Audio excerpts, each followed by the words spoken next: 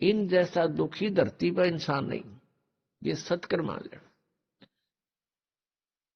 अब इनके बस की बात नहीं, ये राज ना करें, क्योंकि इनके भाग में लिख रखे हैं, इसकी इनकी किस्मत है, पिछले पुण्य है। उन पुण्यों के प्रतिफल में उनको ये समस्या मिली हुई है।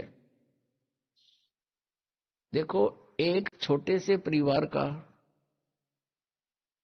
एक मुखिया होता है जिसमें 5-7 सदस्य होते हैं। उनकी व्यवस्था में वो कितना दुख रहता है। कोई बीमार हो गया, किसी के कपड़े लेने हैं, किसी की फीस भरनी है, विवाह के योग्य हो गए, विवाह ना हुआ तो चिंता होगी, तो फिर आगे मनवाना और समस्या, पुत्र ना हुए उनका तो समस्या। तो कहने का भाव ये है, वो एक ही छोटे से परिवार के पोषण में रात को भी सपने में भी दुखी रहता है। और राजा तो एक बहुत बड़े क्षेत्र का मुखिया बन जाता है, पिता बन जाता है, राजा प्रजा का पिता होता है। और उसको कितनी चिंता रहती है, कहीं फ्लड आ गया है तो राजा को धक्कदेसी होगी कि दुर्घटना होगी, तो उसी को समस्या होती है। कहीं कुछ बनाना है, कहीं कोई अशांति फैल गई है, कोई एमएलए खिसकन की सोच रहा है तो नींद आवे नहीं। तो यहाँ कहते हैं परमात्मा की यहाँ शांति नहीं किसी प्राणी को। निर्धन तो सोचता है धनवान सुखी, धनवान सोचते हैं कि राजा सुखी, राजा सोचता है कि भाई स्वर्ग में बताओ सुख तो वहां होगा। ये सत्कर मान लेना आप। इन राजा लोगों को सुख नाम की चीज नहीं है, सपने में भी नहीं सुख इनको। और फिर ये सोचते हैं स्वर्ग में सुख है। जिन बकवादों को हम सुख मानते हैं वो सुख नहीं है। परमात्मा कहते हैं झूठे सुख को सुख कहे, ये मान रहा मनमोद, ये सकल जबीना काल का कुछ मुख में कुछ गोद। बेटा जाया खुशी हुई बहुत बजाए थाल, ये तो आना जाना लगा हुआ है जो कीड़ी का नाड़। अब राजा सोचते हैं कि स्वर्ग में सुख होगा। अब स्वर्ग के देवता, उनकी दुर्गति, उनके इतिहास पढ़कर देखो पुराणों में, कभी असुर और देवताओं का, असुरों का युद्ध हो गया, राक्षसों का। कभी देवता हार गए, कभी असुर हार गए। इंद्र जो स्वर्ग का राजा होता है, गद्दी छोड़ भाग गया, असुरों ने कब्जा कर लिया स्वर्ग पर। वो कहीं जंगल में भूखा प्यासा भटक रहा है। और इंद्र सोचता है कि ब्रह्मा विष्णु महेश सुखी होंगे। ये 3 लोग के एक एक विभागीय मंत्री हैं। अब ये ब्रह्मा विष्णु महेश कितने सुखी हैं। श्री विष्णु जी के अवतार श्री कृष्ण जी, श्री रामचंद्र जी। श्री रामचंद्र के रूप में राजा दशरथ के घर जन्म जब श्री विष्णु जी का हुआ, युवा हुए, युवा होते विवाह हुआ, विवाह होते ही वनवास हुआ, वनवास से सीता का हरण हुआ, यानी उसकी पत्नी का रावण उठा ले गया। और फिर रावण के साथ युद्ध हुआ, पुण्यात्माओं करोड़ों व्यक्ति मारे गए वहां पर। तब सीता की वापसी हुई। वापसी आने पर बड़ी खुशी बनाई, नगरी में दीप जलाए गए घी के। सीता के वापस, श्री राम के वापस आने पर, सीता लौटा लाने पर। और कुछ दिनों के बाद सीता जी का निष्कासन कर दिया श्री रामचंद्र जी ने स्वयं ही।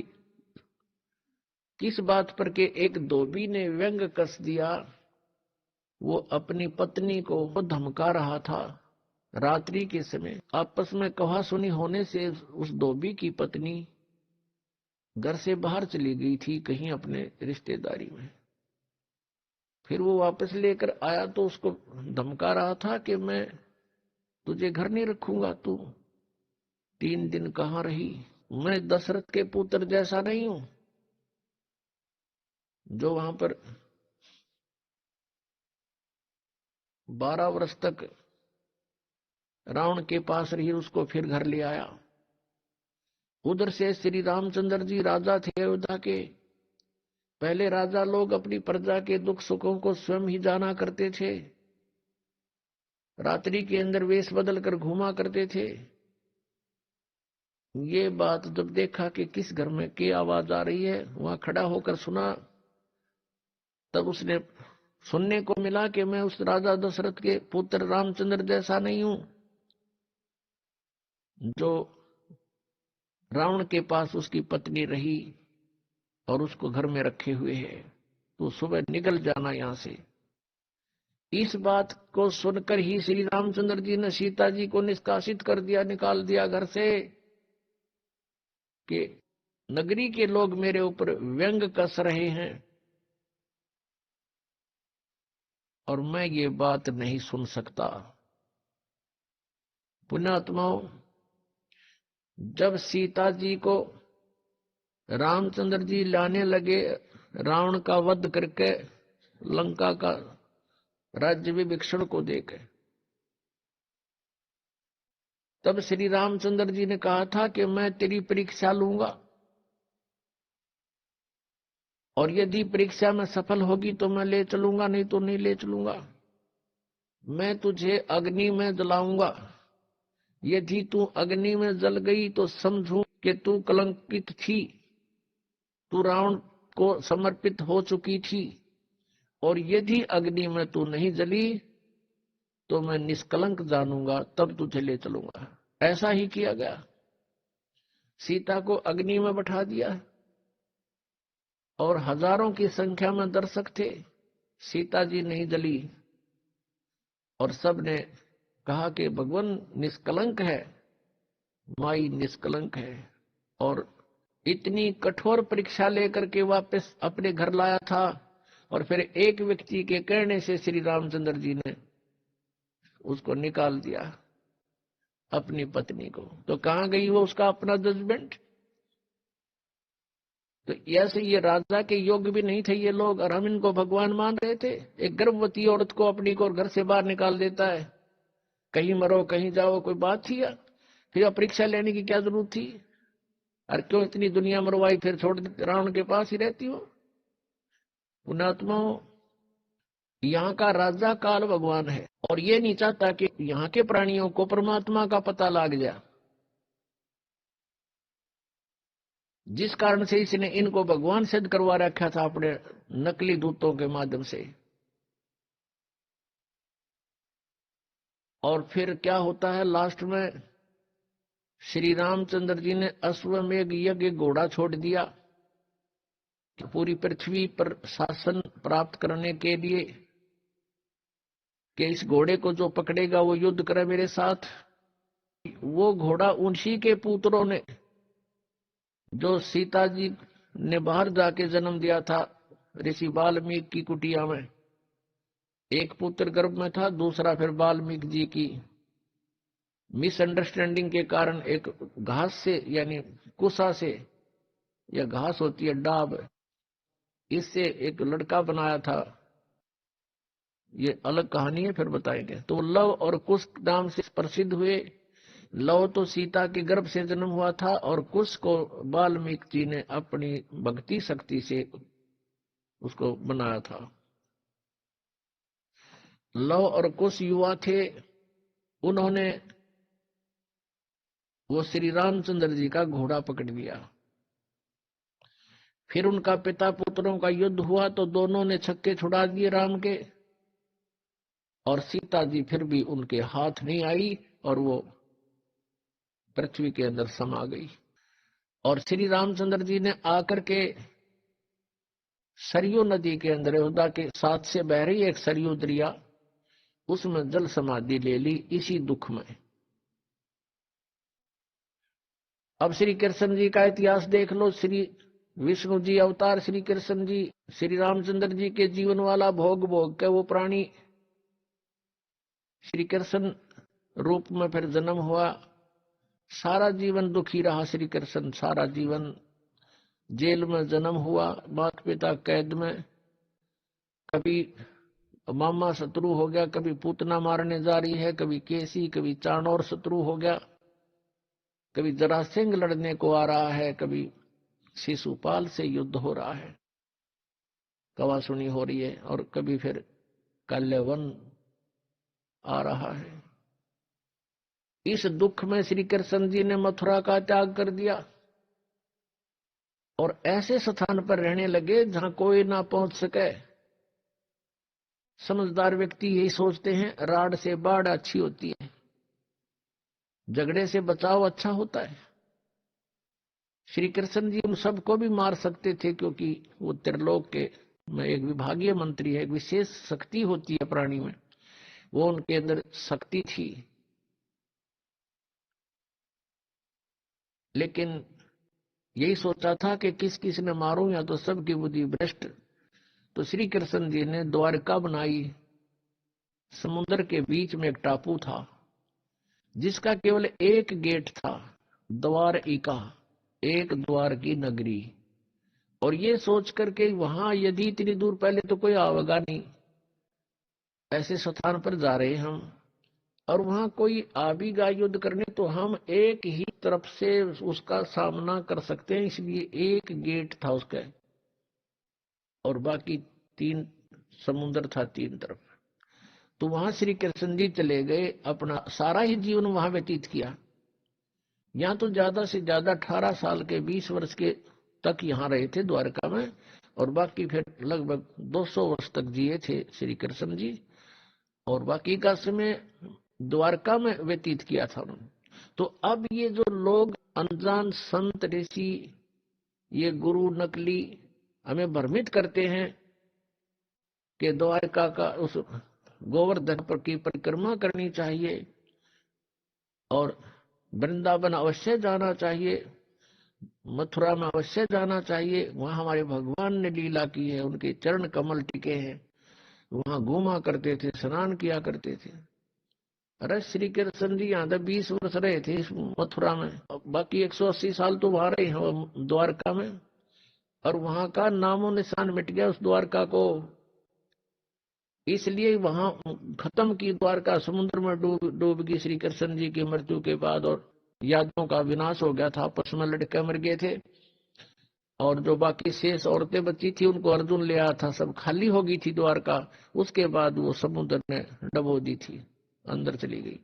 कारण यही था कि भगवान ने सोचा कि यहाँ आएंगे फिर ये धक्के खान द्वारका में इतनी दूर, इसलिए उसका नामो निशान मिटवा दिया था। अगर आज द्वारका होती तो ये नकली कहते द्वारका में भगवान रहे थे, वहां जाया करो, वहां बहुत पुण्य होता है। उस द्वारका में तो सत्यानाश होया था, सारे यादव कटका मर गए थे वहां पर। आज भी जाते हैं वहां बहुत से श्रद्धालु। तो कहने का भाव यह है कि जब तक आत्म ज्ञान बिना नर भटके, इस तत्व ज्ञान बिना नर भटके, कदे मथुरा कदे काशी। फिर श्री कृष्ण जी का फिर कैसे अंत हुआ? श्री कृष्ण जी के सामने पूरा यादव कुल आपस में लड़का मर गया, पोते पड़पोते रिश्तेदार सब आपस में कटका मर गए। और वो सारा सांग देख कर, वो सारा अनर्थ देख कर जब श्री कृष्ण जी की मृत्यु हुई, एक परिवार के सामने एक आधे की मृत्यु हो जाती है, उसका कलेजा फट जाता है, रो रो के पागल हो जाता है इंसान। तो पुण्यात्माओं, आज तक हमें सत्यनारायण कथा नहीं मिली थी, और ये सत्य कथा है। सत्यनारायण का अर्थ है सच्चा भगवान, और सच्चे भगवान की सच्ची कहानी, सच्ची कथाएं। तो प्रसंग चल रहा है कि परमात्मा ने बताया कि तुम जब तक जन्म और मृत्यु के अंदर हो, सुख नहीं हो सकता, शांति नहीं हो सकती। अब इंद्र सोचता है ब्रह्मा विष्णु महेश सुखी होंगे। अब इन ब्रह्मा विष्णु महेश की आप देख रहे हो, श्री राम की, श्री विष्णु जी की, श्री कृष्ण जी की कैसे दुर्गति हुई। श्री कृष्ण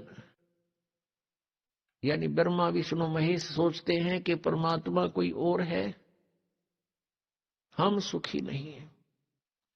अब प्रसंग चल रहा है कि सत्यनारायण कथा जो है, सत्यनारायण का अर्थ है अविनाशी परमात्मा। ब्रह्मा विष्णु महेश ये सत्यनारायण नहीं है। श्री विष्णु जी को हम सत्यनारायण जानकर किसकी कथा सुना और सुनाया करते थे, सुनते और सुनाते थे। आपको दिखाते हैं कि श्री ब्रह्मा जी, श्री विष्णु जी, श्री शिव जी ये सत्यनारायण नहीं थे, अविनाशी भगवान नहीं थे, ये नाशवान थे, इनकी जन्म मृत्यु होती थी। एक झलक दिखाएंगे आपको, समझदार को संकेत बहुत होता है। देखिएगा, श्रीमद् देवी भागवत, श्रीमद् देवी भागवत गीता प्रेस गोरखपुर से प्रकाशित है। ये इसके संपादक हैं हनुमान प्रसाद पोदार, चिमन लाल गोस्वामी। ये कहां से मुद्रित है? प्रकाशक एवं मुद्रक हैं गीता प्रेस गोरखपुर, गोविंद भवन कार्यालय कोलकाता का संस्थान। इसका एक थोड़ी सी झलक दिखाते हैं। 123 पृष्ठ, तीसरा स्कंध, 123 पृष्ठ है ये तीसरा स्कंध। भगवान विष्णु, श्री विष्णु जी अपनी माता दुर्गा की स्तुति करते हुए बता रहे हैं, तुम शुद्ध स्वरूपा हो, ये सारा संसार तुम इसे उद्भासित हो रहा है। मैं ब्रह्मा और शंकर, हम सभी तुम्हारी कृपा से विद्यमान हैं। हमारा आविर्भाव और तिरोभाव हुआ करता है। आविर्भाव माने जन्म और तिरोभाव माने मृत्यु। हमारा तो जन्म और मृत्यु हुआ करता है। केवल तुम ही नित्य हो, जगत जननी हो, प्रकृति और सनातनी देवी हो। ये प्रकृति दुर्गा को कहते हैं, ये भी ध्यान रखना, ये गीता जी में काम आओगा आपका। भगवान शंकर बोले, देवी यदि महाभाग विष्णु तुम्ही से प्रकट हुए हैं तो उनके बाद उत्पन्न होने वाले ब्रह्मा भी तुम्हारे बालक हुए। फिर मैं तमोगुणी लीला करने वाला शंकर क्या तुम्हारी संतान नहीं हुआ? अर्थात मुझे भी उत्पन्न करने वाली तुम ही हो। ये स्पष्ट हो गया। शंकर भगवान कहता है कि मैं जब ब्रह्मा भी आपसे उत्पन्न हुआ तो उसके बाद मेरी उत्पत्ति हुई, क्या मैं आपका बच्चा नहीं हुआ? मुझे भी उत्पन्न करने वाली तुम ही हो। शिवे, संपूर्ण संसार की सृष्टि करने में तुम बड़ी चतुर हो। ये शिवे उसी को बोलते हैं, दुर्गा को।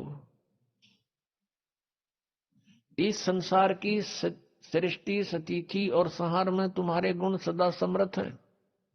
उन्हीं तीनों गुणों से उत्पन्न हम, यानी ब्रह्मा विष्णु एवं शंकर, रजगुण ब्रह्मा, सतगुण विष्णु, तमगुण शिव जी, शंकर भगवान नियमानुसार कार्य में तत्पर रहते हैं।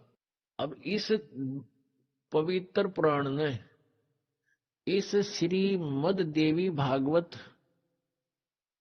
पवित्र पुराण ने 4 कंसेप्ट क्लियर कर दिए। एक तो ये कि ब्रह्मा विष्णु महेश नासवान है, इनकी जन्म मृत्यु होती है, ये सत्यनारायण नहीं है। और दूसरा ये हो गया कि दुर्गा इनकी माता है तीनों की। तीसरा ये हो गया कि रजगुण ब्रह्मा, सतगुण विष्णु, तमगुण शिव जी। और चौथा कंसेप्ट ये क्लियर हो गया कि ये केवल नियमित कार्य ही कर सकते हैं, यानी जिसके भाग्य में जो कुछ लिखा है उतना ही दे सकते हैं। दुख है तो दुख ही देंगे, ये उसमें परिवर्तन नहीं कर पाओगे। और सुख है आपके भाग्य में तो उसको भी यदि आप इनकी भक्ति करते हो तो निर्बाध जला देंगे।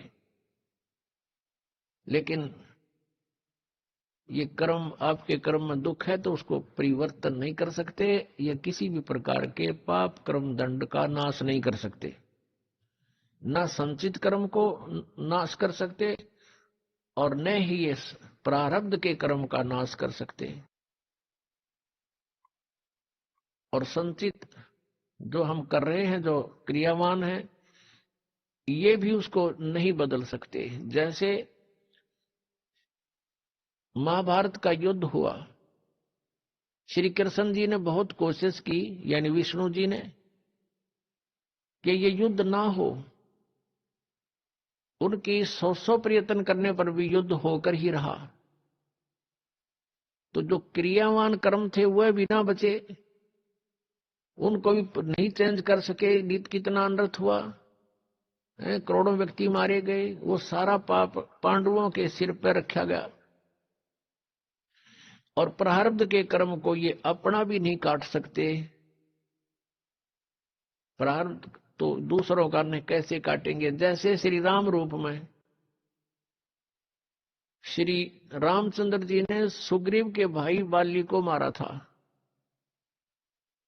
धोखा देकर वृक्ष की ओट लेकर तीर मारा था, उसका भी बदला देना पड़ा, वो भी कर्म दंड भोगना पड़ा। उसके प्रारब्ध में लिखा गया वो कर्म श्री कृष्ण रूप में। जो बाली वाली आत्मा थी वो तो एक शिकारी बना, और श्री राम वाली आत्मा श्री कृष्ण बने, और श्री कृष्ण जी का वध विषाक्त तीर यानी जहर से बुझे हुए तीर मार कर उस एक शिकारी ने उनका वध किया। तो उनका अपना भी कर्म भोगना पड़ा उन भगवानों को, जिनकी हम गुण गाया करते थे, जिनको सर्वशक्तिमान बताया करते थे, तो वो भी सर्वशक्तिमान नहीं पाए, ये अविनाशी भी नहीं पाए, क्योंकि इनकी जन्म मृत्यु होती है। इनके पिता कौन है? इनके पिता काल रूपी ब्रह्म है। पुणात्मा सत्संग के अंदर परमात्मा की याद दिलाई जाती है, आत्मा और परमात्मा की सतिथि बताई जाती है, कौन से कर्म अच्छे हैं कौन से बुरे हैं ये याद दिलाई जाती है। और आपको जो मिशन से जुड़ता है, जो भगवान चाहता है, उसको स्ट्रिक्टली कहा जाता है कि ये पाप नहीं करोगे, ऐसा नहीं करोगे तो तुम सफल होगे, सच्चाई है ये। तो फिर वो आपके क्रियावान कर्म भी बदलवा दिए जाते हैं। जैसे कोई शराब पीता है, कोई चोरी करता है, कोई मिलावट करता है, कोई जारी करता है, कोई और बकवाद करता है, वो सब छुटवाई जाती है। वो क्रियावान कर्मों को भी चेंज कर दिया जाता है। प्रारब्ध के अंदर आपकी किस्मत में कोई जबरदस्त दुख है, उसको भी परमात्मा हल्का करके नाश कर देते हैं। परमेश्वर शरण में आने से आई टले बला, और जय मस्तिष्क में जय भाग्य में सूली हुआ कांटे में टल जा। यदि आपके भाग्य में कहीं मृत्यु दंड लिखा हो, कहते कांटा लाग के, मनमाने ठोकर लाग के, अंगूठा फूट के जीवन बच जा, इतना हल्का करके परमात्मा, वो कबीर परमेश्वर आपके प्रारब्ध में लिखे हुए पाप कर्म का विनाश कर देते हैं। और संचित जो कर्म आपके वहां रखे हैं डिपॉजिट, उसका भी नाश कर देते हैं। क्या बताते हैं परमेश्वर अपनी महिमा? आप ही बताओ आकर के। जब ही सतनाम हृदय धरो, भयो पाप को नाश, जैसे चिंगारी अग्नि की भाई पड़े पुराने घास। हमारे संचित कर्मों का ढेर लगा पड़ा है। हम आप जी को अब मिली है सत साधना, जो सच्ची साधना करनी चाहिए थी। इस सत साधना को ना करके हम जितने भी क्रियाएं करते थे वो शास्त्र विधि को त्याग कर मनमाना आचरण था, वो भगवान के विधान के विपरीत था। श्रीमद् भगवत गीता अध्याय नंबर 16 के श्लोक नंबर 23 में लिखा कि अर्जुन, शास्त्र विधि को त्याग कर जो मनमाना आचरण करते हैं, अर्थात मनमानी पूजाएं करते हैं, शास्त्र जो शास्त्र अनुकूल नहीं है, तो उनकी न तो गति होती है और न ही उनको कोई सुख होता है और न ही उनको कोई सिद्धि प्राप्त होती है, अर्थात यूजलेस। और इन तीन कामों के लिए ही हम भगवान की भक्ति करते हैं, और वही उन साधनाओं से कोई लाभ नहीं होता जो शास्त्र विधि को त्याग कर मनमाना आचरण करते हैं।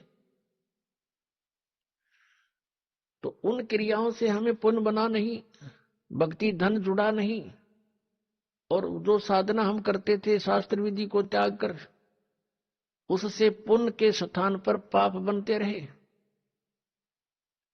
हम जिस लोक में रह रहे हैं ये काल का लोक है, यहां सुख नहीं, यहां तो सारा निर्दयी कार्य है इस भगवान का, क्योंकि जिसका नाम काल है, जो है ही कसाई, तो वहां सुख कैसे हो सकता प्राणी को?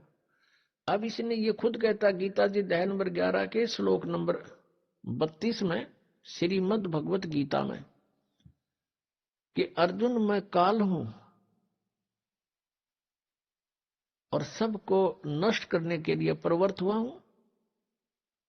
अर्जुन 11वें अध्याय के 21वें श्लोक में कह रहा है कि हे भगवान, आप तो देवताओं को भी खा रहे हो, आप तो ऋषियों के भी खा रहे हो, और इस ऋषियों का समुदाय आपके आगे हाथ जोड़ रहा है, मंगल हो मंगल हो, बख्श दो बख्श दो, आप तो इनको भी खा रहे हो। ये कहता मैं तो काल हूं भाई, मैं ना छोड़ दूं किसी ने, और तू ना युद्ध करेगा तो भी मारूंगा इनको, ये तो मार रखे मैंने।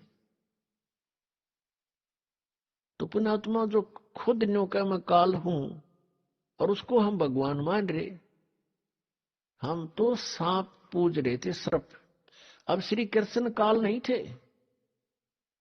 श्री कृष्ण जी ने इस गीता के ज्ञान से पहले अपने आप को कभी काल नहीं कहा, और उसके बाद कभी अपने आप को काल नहीं कहा। ये तो काल जो है ये 21 ब्रह्मांड का स्वामी है, और ब्रह्मा विष्णु महेश का ये पिता है। ब्रह्मा विष्णु महेश जी की दुर्गा माता है, और ये इसको श्राप लगा हुआ ब्रह्म को, इस काल काल कहो चाहे ब्रह्म कहो, ये काल रूपी ब्रह्म भी कहलाता है। तो उस श्रापवश इसने 1,00,000 मानव शरीरधारी प्राणी नित आहार करना पड़ता है, और उसके लिए हमें यहां रोक रखा है इसने। अब जैसे कसाई बकरे पालता है, उन बकरों को सुविधाएं तो देता है वो, जैसे एक चारों तरफ से उनको बाड़ बना दी, कोई हिंसक पक्षी पशु और ना खा जाए उनको, और चरागाह बनवा दिया उनके लिए, घास फूस बोझड़े झाड़ उड़ खूब उत्पन्न हो गए। एक तालाब बनवा दिया, एक शेड डलवा दिया घास फूस का, यानी झोंपड़ी। सर्दी लगे तो उसमें आ जाए, वर्षा आवे तो उसके नीचे खड़े हो जाए, और चारा खूब बढ़िया उनके लिए उपस्थित होता है। अब वो बकरे ये सोचते हैं कि हमारा जो मालिक है कितना अच्छा है, कैसी सुविधाएं हमें दे रखी है, घास दे रखा है खाने को, चरागाह दे रखे हैं, और तालाब बनवा रखा है। अब उन बकरों की इतनी ही बुद्धि काम करती है, लेकिन वो उस समय को भूल जाते हैं जब आता है कहीं से उसको ऑर्डर 20 बकरों का, 10 बकरों का, बकरियों का। तो वो क्या करता है, जाकर के उनसे लेकर डंडा और छांट लेता मोटे मोटे। अब उसमें किसी का बेटा मरो, चाहे किसी की बेटी कटो, चाहे माँ कटो चाहे बाप मरो, वो ना देखता किसका बेटा किसकी माँ है, इसकी माँ का क्या हाल होगा, रोएगी, इसका इसका बच्चे रोएंगे। तो वो तो उनको निकाल लाता है, वह नहीं सोचता, उसके मन में भी ना आती है बातें, उसने तो छांटने मोटे मोटे, और जाके कड़च करवा देता, कटवा देता है। तो यही हालत आप जी की हमारी यहां पर हो रही है। आप देखते हो दुर्घटना में परिवार के परिवार नाश हो जाता है। वैसे किसी आपदा में जैसे भूकंप आ गया, वहां पर अक्षेत्र नष्ट हो जाता है। किसी परिवार के 4 मर गए, 5 मत, किसी के 6 मत, 4 3 मर गए, कुछ बालक बचे, किसी का बाप बच गया। तो ये स्थिति हमारी यहां पर है, जैसे वो कसाई के बकरों की होती है। और हम ये सोचते हैं देखो कितना अच्छा भगवान है, कितनी अच्छी पृथ्वी दे रखी है, इस पर भिन्न भिन्न प्रकार के फल फ्रूट हैं, काजू किस्म, सेब संतरे, कभी झरने बह रहे हैं, बढ़िया दरिया बह रही हैं, नीचे जल है, बहुत अच्छा वातावरण है, और हम संतान उत्पत्ति करते हैं और खाता वो है। लेकिन हम सोच नहीं पाए कि ये हो क्या रहा है, ये क्या हो रहा हमारे साथ, क्योंकि हमारी बुद्धि इतनी कमजोर बना दिया इसने, और ऐसा शरीर में हमें फिट कर दिया कि हम ज्यादा सोच नहीं सकते। इसमें कभी कुछ हो रहा है, कभी कोई बीमारी या टेंशन, 100 प्रकार की समस्या इसके अंदर। तो ये ज्ञान भगवान ने आके बताया कि तुम यहां इस काल के लोक में रह रहे हो, और यहां तुम सुख खोज रहे हो। तो जो प्रसंग चल रहा है कि ये पाप कर्म का नाश नहीं कर सकते और ये खुद भी दंड भोगते हैं। ब्रह्मा विष्णु महेश के पिता हैं ये काल भगवान, और जो शास्त्र विधि को त्याग कर मनमाना आचरण करते हैं, तो हम ऐसे लोक में रह रहे हैं कि उस शास्त्र अनुकूल साधना करेंगे तो कुछ पुण्य तो हो जाएंगे,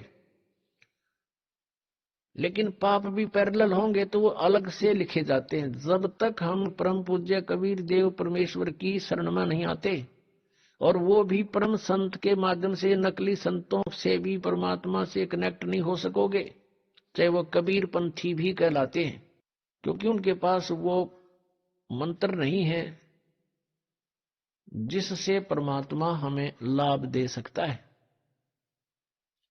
अब जैसे कोई गणते डंडी काटे तो कोई प्रॉपर वे थोड़ा ही है, वो तो बकवाद है। डंडी काटनी है तो तिखा कुआड़ा चाहिए, कट्टा कट कर दे 1 घंटे में साफ है, और उस गणका लगा रहे होते 10 दिन तक कंडे मोर वाले। तो साधन ठीक हो परमात्मा के पाने का, परमात्मा मिलेंगे। तो प्रसंग चल रहा है कि जिस लोक में हम रह रहे हैं ये ऐसे निर्दयी का लोक है। आप यहां अपने पेट के लिए जा रहे हो, जाना पड़ता है, रास्ते में कीड़ी मकोड़ी ना जाने कितने जीव जंतु आपके पैरों के नीचे कुचले जाते हैं, और ये पता भी होता है और फिर भी नहीं बचा जा सकता हमसे। परमात्मा कहते हैं पृथ्वी ऊपर पग जो धारे, और करोड़ जीव एक दिन में मारे। अब कहने का भाव ये है कि जो हम साधना करते थे शास्त्र विधि को त्याग कर, उनसे पुण्य तो कोई बना नहीं था, क्योंकि वो शास्त्र विरुद्ध होगी, और पाप अपने आप बने थे। जैसे 1 एकड़ जमीन है, यानी कोई 2-4 एकड़ जमीन है, यदि उस जमीन से हम कुछ लाभ लेना चाहते हैं, जैसे कणक उगाना चाहते हैं, गेहूं चना बाजरा ज्वार कोई भी फसल हम बनाना चाहते हैं, तो उसके लिए हमने एक विशेष प्रयत्न करना पड़ेगा। वो घास पहले वाला काटना पड़ेगा, उसमें कोई झाड़ बोझड़े उग गए हैं वो काट काट के बाहर करने पड़ेंगे, और फिर हल से ट्रैक्टर से यानी परिश्रम करना पड़ेगा और पैसे लगाने